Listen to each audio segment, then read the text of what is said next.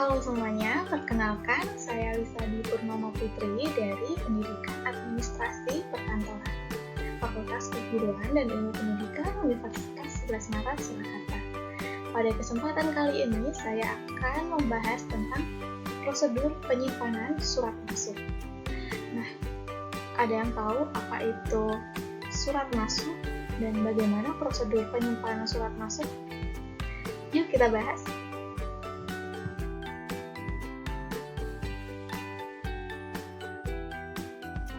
Surat masuk adalah surat yang diterima oleh suatu organisasi atau perusahaan yang berasal dari seseorang atau dari suatu organisasi. Semua penerimaan surat masuk ini ditangani oleh suatu unit tersendiri, yaitu unit kearsipan.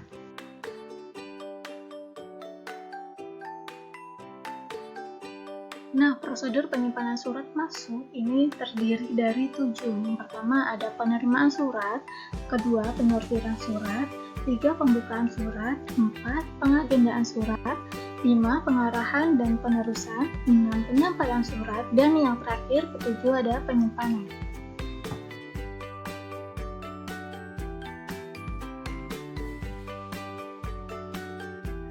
Nah, kita bahas dulu tentang penerimaan surat.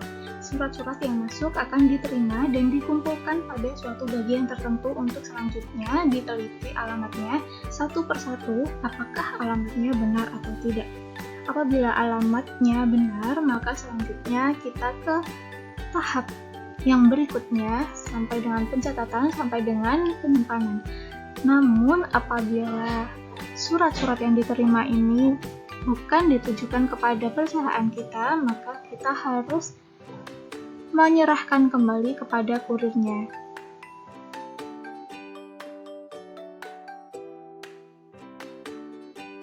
Nah, selanjutnya adalah penyortiran surat.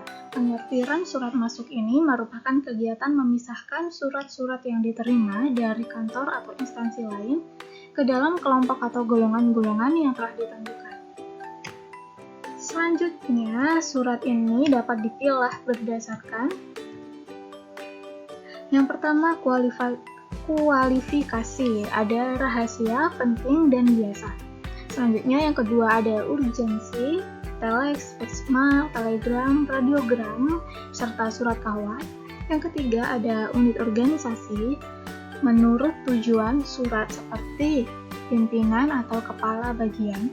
Yang keempat berdasarkan macamnya, yaitu surat dinas, wesel, giro, surat pribadi, dan surat dinas. Dan yang terakhir berdasarkan klasifikasinya, yaitu sangat segera 1 kali 24 jam, segera 2 kali 24 jam, dan yang biasa maksimal pengiriman adalah 5 hari.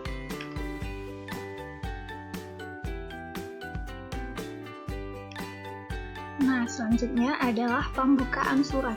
Pada bagian ini merupakan proses membuka surat satu persatu dengan diteliti tentang kelengkapan-kelengkapan yang ada. Tidak semua surat ini dapat dibuka, tetapi ada beberapa jenis surat yang tidak boleh dibuka oleh petugas. Hanya orang yang dituju sajalah yang mempunyai hak untuk membuka surat-surat tersebut. Nah, surat-surat ini adalah surat rahasia dan surat pribadi.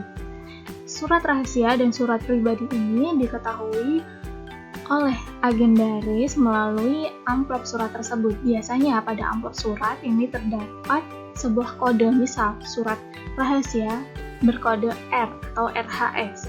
Kemudian surat pribadi ini ada kode P yang berarti surat pribadi.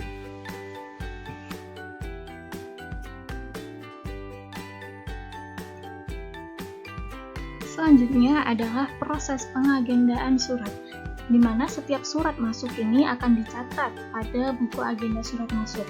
Adapun yang dicatat adalah nomor urut, tanggal penerimaan, tanggal surat, nomor surat, perihal surat, asal surat, tujuan surat, dan keterangan.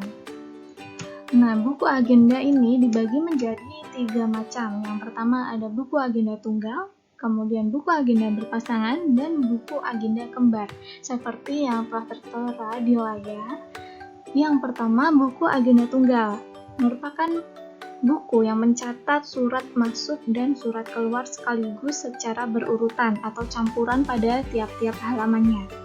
Yang kedua ada buku agenda berpasangan, yaitu mencatat surat masuk pada halaman sebelah kiri dan surat keluar pada halaman sebelah kanan atau sebaliknya dengan nomor urut sendiri-sendiri. Dan yang terakhir ada buku agenda kembar, di mana mencatat surat masuk dan surat keluar ini terpisah dengan buku yang berbeda.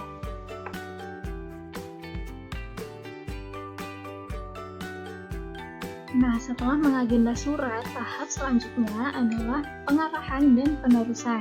Surat-surat yang perlu diproses lebih lanjut ini harus diarahkan dan diteruskan kepada pejabat yang berhak mengelola.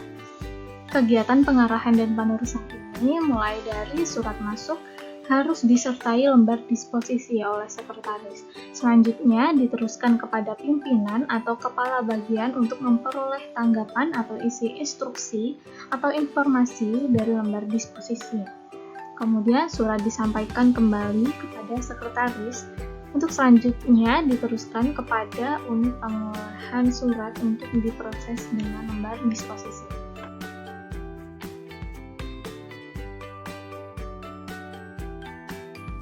Selanjutnya adalah penyampaian surat. Penyampaian surat ini dilakukan oleh petugas pengarah atau ekspedisi yang dilaksanakan dengan langkah-langkah. Yang pertama, surat yang telah berdisposisi terlebih dahulu dicatat dalam buku ekspedisi intern. Kemudian menyampaikan surat melalui buku ekspedisi kepada penerima, yaitu buku ekspedisi ini juga harus diparaf sebagai tanda surat telah diterima. Selanjutnya, petugas pengarah atau ekspedisi mengembalikannya kepada urusan agenda untuk dicatat dalam buku pengarahan.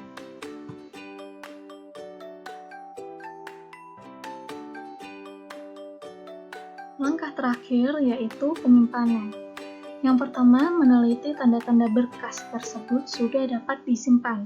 Tanda-tandanya diberikan pada lembar disposisi dengan kata-kata file atau dat. Deponeren, disimpan, atau dengan menggarisbawahi kata-kata yang memberikan petunjuk bahwa masalahnya perlu dilakukan penyimpanan.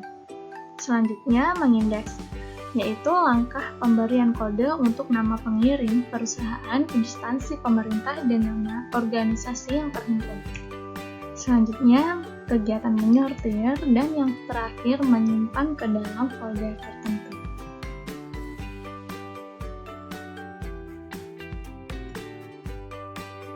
Nah, sekian penjelasan tentang proses penyimpanan surat masuk. Terima kasih untuk perhatiannya dan mohon maaf untuk segala kekurangan pada video saya kali ini. Dadah, sampai jumpa kembali.